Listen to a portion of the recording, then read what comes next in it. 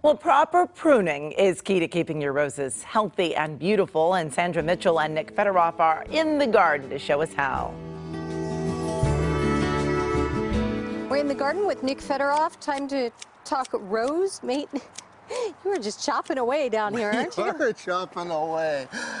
Do you remember when we did that segment on planting roses? Mm-hmm. Here we are, not long after. A few months later, right? Yeah, and we have roses and they're doing some beautiful things. Here's the problem. We have maintenance to do on these things. Now, what's interesting is that every rose has a different flowering habit to them. Some of them are real big and floppy, and others are small and tight. And like this one right here, though, it's probably one of the hardest things to do, to understand when to prune that off. Because with pruning, you're assuring yourself that you are going to get more roses. So the more you prune, the more roses you're going to get. And these right here, this flower right here, all it's doing is slurping up energy out of the plant, keeping the rest of the plant from flowering. So we want to cut that. Now, with that in mind, let's pick on this one right here for a second. Okay. Where would you cut this? Probably, I don't know, down here? You could, but you don't have to. Okay. Where do you want me to cut it? You go ahead and just whack away. No, that's not right. Close, close, close. Hey, you're almost there. You're almost there. You see where this is right here? This right here is called the leaflet.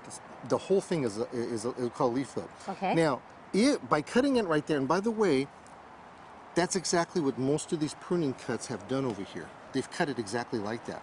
This is going to die back to right here. Okay. There's a little bud that's hanging around inside right in there. Okay. Now, what you're going to want to do is at a 45-degree angle, a 1/4 inch above the bud, you want to snip it. Okay. That's where you want it. So you did really good. Oh, I was close. You were a little bit. So let's pick on this one now. Where would you prune this one at? Right here on a 45-degree angle? I would do that. I would actually come down to this one right here. That was a trick question. Well, no. Only because this is more of an established leaf. Okay, so right there? Yeah, right in there. Booyah! That's exactly what we want. So all of these over here, you would do the same thing. Let's go ahead and catch that. Perfect. Look at that. That's it. You are now an official rosarian. Now look what happens. See, look what happens when you don't do. See, whoever did this last, they cut it too high. You see how it's starting to brown out? Right. Yeah. That should have been like that. Okay. Okay. We could find them all over the place. Here's another one. Here's a classic example. Dying out on us right here. Snip it off. Okay. Right? This is going to rejuvenate it. Now, here's the other thing. We saw how many flowers were on that. Look at you, you're going wild. We saw how many flowers were on that particular one. We have to remember that once they start kind of tiring out, that's when we want to cut them out. Okay. Okay. Some of them will open them more, some will open less. Let's take a look at this bad boy right here, because there's a lot of cool things that are happening here. Where you can actually come step right in here. There you go. All right, this one. See, look at the different flowers, the stages. This right here, so pretty. Isn't that gorgeous? Yeah. Oh yeah. Look at the smell on it. It's great. Okay, so this is perfect right here. This right here is probably more in its glory, and as they're starting to face downwards, yeah, they get droopy, right? Yeah, get droopier. You want to take and you want to pull them off, get them out. Now, a lot of people will do this. They'll actually just pull this off and figure that's okay. That's not okay. This is all going to turn brown on you. Cut it down. Absolutely, right to that leaflet. Perfect. Perfect. Cut it down all the way to that leaflet, right there.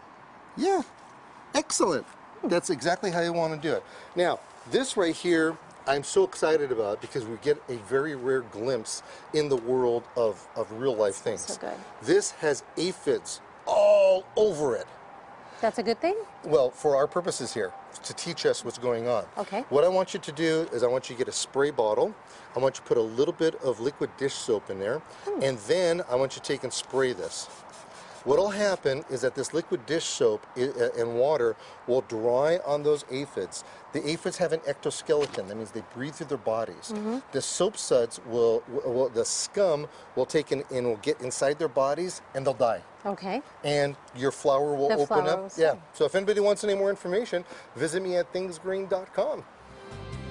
You're watching KCAL 9 News on this Saturday morning. We'll be right back.